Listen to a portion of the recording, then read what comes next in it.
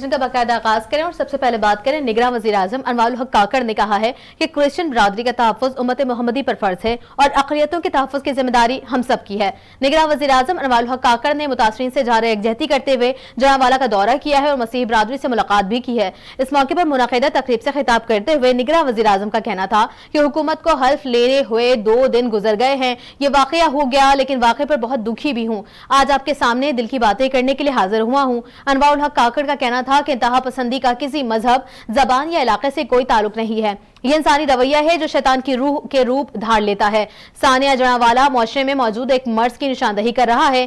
کسی بھی گروہ حملہ کا ہونا ریاست ایکشن میں آئے گی۔ ان کا کہنا ہے کہ ریاست اور ریاست کی قوانین مظلوم کے ساتھ ہیں، ایک دوسرے کے احساس سے ہی معاشرہ قائم رہتا ہے۔ کسی کو نہیں پتا آنے والا کل کیا لے کر آئے گا، مستقبل میں آنے والا وقت کسی کے کنٹرول میں نہیں ہے، کوئی بھی معاشرہ عدل و انصاف سے ہی قائم رہ سکتا ہے۔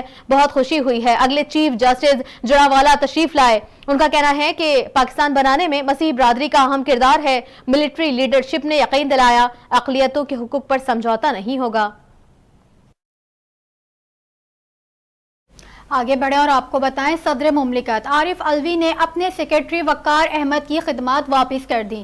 صدر مملکت نے اپنے سیکرٹری وقار احمد کو عہدے سے ہٹانے کی سفارش کر دی۔ اس سلسلے میں ایوان صدر کی جانب سے وزیر اعظم کے پرنسپل سیکرٹری کو خط لکھ کر کہا گیا کہ صدر مملکت کے سیکرٹری وقار احمد کی مزید خدمات درکار نہیں۔ ایوان صدر کے مطابق کل کے واضح بیان کے پیش نظر ایوان صدر نے سیکرٹری کی خدمات اسٹیبلشمنٹ ڈویژن کو واپس کر دی۔ ایوان صدر نے وزیر اعظم کے پرنسپل سیکرٹری کے نام خط میں کہا کہ صدر مملکت کے سیکرٹری وقار احمد کی خدمات کی مزید ضرورت نہیں، لہٰذا اسٹیبلشمنٹ ڈویژن کو واپس کی جاتی ہے۔ پاکستان ایڈمنسٹریٹر سروس کی 22 گریڈ کی افسر حمیرہ احمد کو بطور صدر مملکت کی سیکرٹری تعینات کیا جائے۔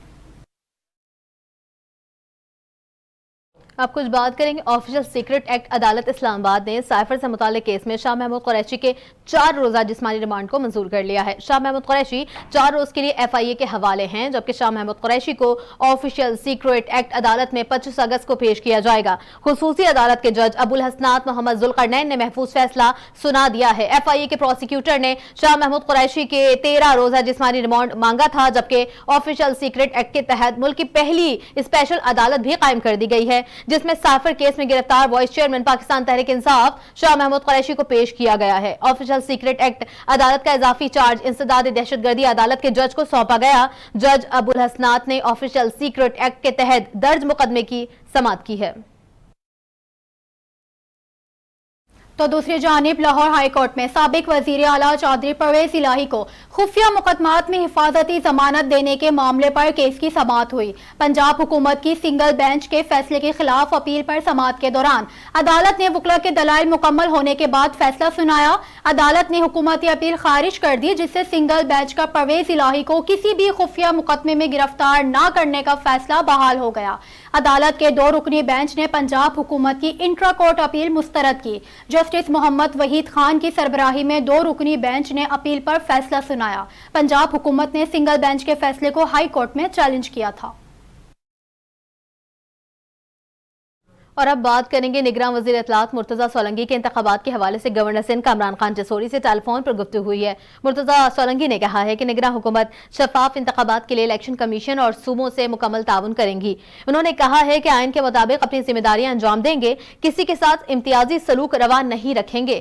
شفاف انتخابات کا انعقاد ہماری مشترکہ ذمہ داری ہے۔ وزیر اطلاعات کا یہ بھی کہنا ہے کہ آئین کے تحت یہ مشترکہ ذمہ داری انجام دیں گے۔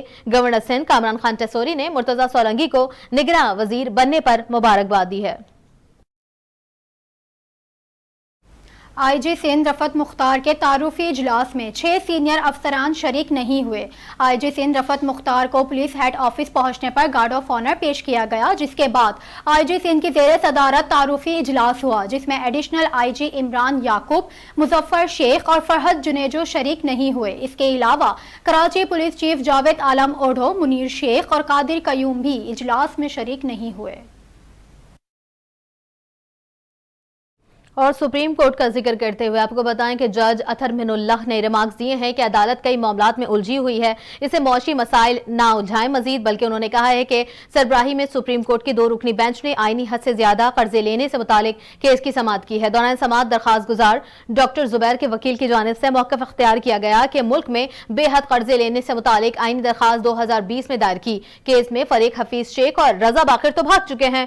چیف جسٹس نے دوران سماعت ریمارکس دیے کہ آپ کا کیس یہ ہے کہ ڈیٹ لمیٹیشن اینڈ 2005 پر عمل درآمد نہیں کیا گیا ہے، جس پر وکیل نے جواب دیا حکومتوں نے حد سے زیادہ قرضے لے کر آئین کی خلاف ورزی کی ہے۔ جسٹس اطہر مناللہ نے ریمارکس دیے کہ ایکٹ پر عمل درآمد کے لیے ہائی کورٹ جانا چاہیے، ملک شدید معاشی مشکلات سے دوچار ہے۔ جسٹس اطہر مناللہ نے وکیل درخواست گزار سے مکالمہ کرتے ہوئے کہا آپ نے جو تجاویز دینی ہے وہ وفاقی حکومت کو دیں، سپریم کورٹ کو معاشی مسائل میں مت الجھائیں، عدالت پہلے ہی بہت سے معاملات میں الجھ رہی ہے، وفاقی حکومتی معیشت کے حوالے سے معاملات دیکھنے کا متعلقہ فورم ہے۔ جسٹس نے کہا کہ درخواست گزار ڈاکٹر زبیر کو کہیں کہ وہ معاشی معاملات پر اخبار میں لکھ کر عوام کو شعور دیں۔ عدالت نے وکیل کو درخواست گزار ڈاکٹر محمد زبیر سے ہدایت لینے کے لیے ہدایت کر دی ہے، جبکہ کیس کی سماعت غیر معینہ مدت تک ملتوی بھی کر دی گئی ہے۔ خبروں کا سلسلہ آگے بڑھاتے ہوئے آپ کو بتائیں لاہور کی احتساب عدالت نے گجرات ترقیاتی منصوبوں میں 1 ارب 25 کروڑ کی کرپشن کے کیس میں 29 اگست تک سابق وزیر اعلیٰ پنجاب چودھری پرویز الہی کا جسمانی ریمانڈ منظور کر لیا۔ سابق وزیر اعلیٰ پنجاب کے وکیل امجد پرویز نے کہا کہ پیر تک پرویز الہی کی حراست نیب کو دے دیں تو کوئی اعتراض نہیں ہوگا۔ جج نے کہا کہ پیر تک نہیں منگل تک ریمانڈ دوں گا کیونکہ پیر کو میں دستیاب نہیں۔ وکیل امجد پرویز نے کہا کہ ہمیں ذاتی معالج کی سہولت دیں، ذاتی ڈاکٹر کی سہولت نواز شریف کو بھی دی گئی تھی، پیر کے روز فیملی سے ملاقات کرا دیں۔ چودھری پرویز الہی نے کہا میں بھی کچھ کہنا چاہتا ہوں، مجھے سیدھا کھڑا ہونے میں بھی مشکل ہے، مجھے ذاتی معالج سے چیک اپ کروا دیں۔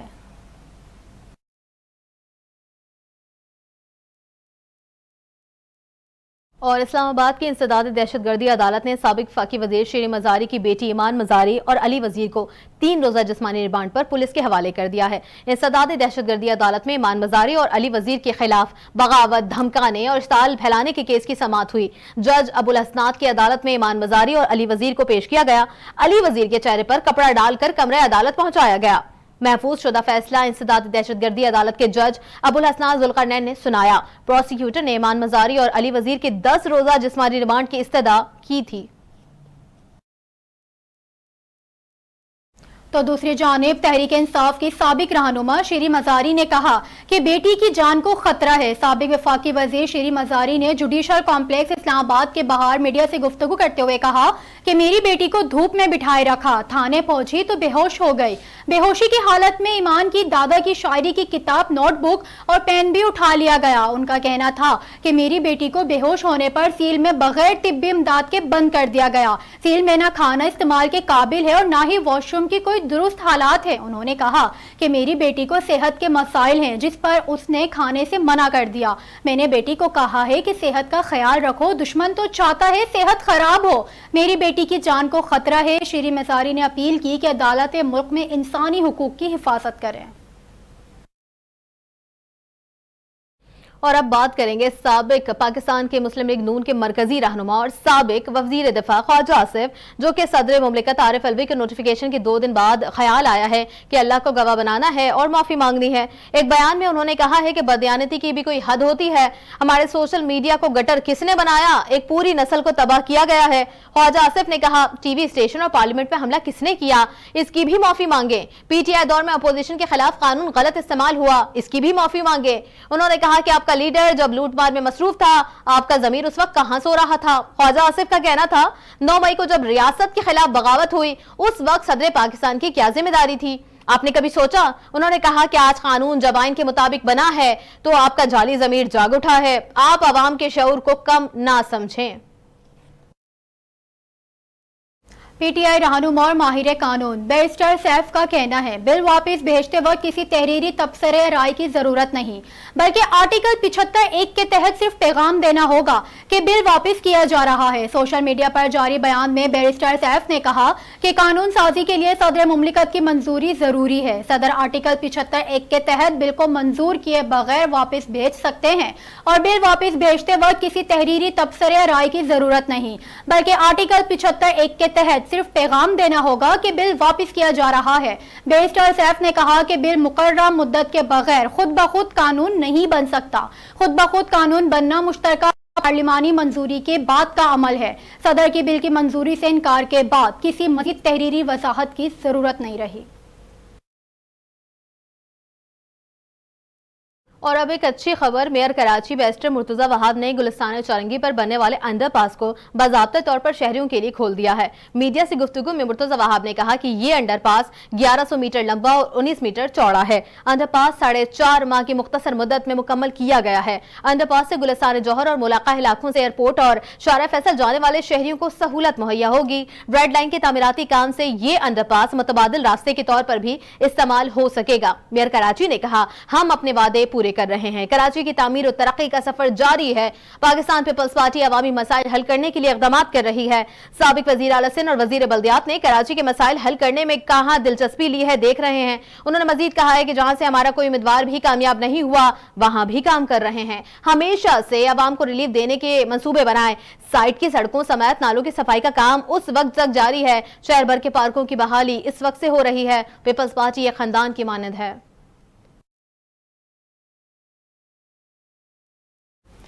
سابق امریکی صدر ڈونلڈ ٹرمپ نے ریپبلکن کے پہلے پرائمری مباحثے میں حصہ نہ لینے کا اعلان کر دیا۔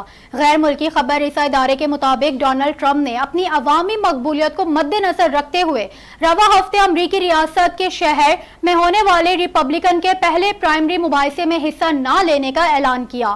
گزشتہ روز ہونے والے CBC پول میں ٹرمپ کو 62% جبکہ ان کے قریبی حریف اور فلوریڈا کی گورنر ڈی سینٹ کو 16 اور دیگر امیدواران کو 10% حمایت حاصل رہی تھی۔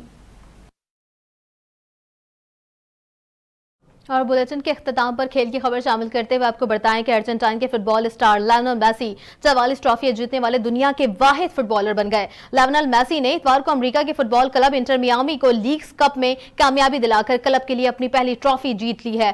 لڑکے مجموعی طور پر یہ ان کی 44ویں ٹرافی ہے۔ لیگز کپ کے فائنل میں انٹر میامی نے نیشویل کلب کو پینالٹی ککس پر 10-9 سے شکست دی۔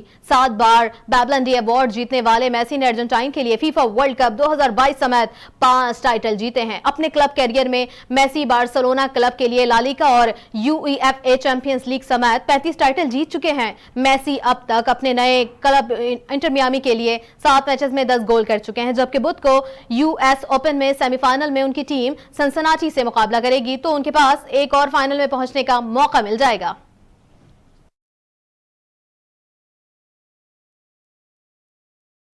نیوز اسٹوڈیو سے فی الوقت اتنا ہے۔ مزید خبروں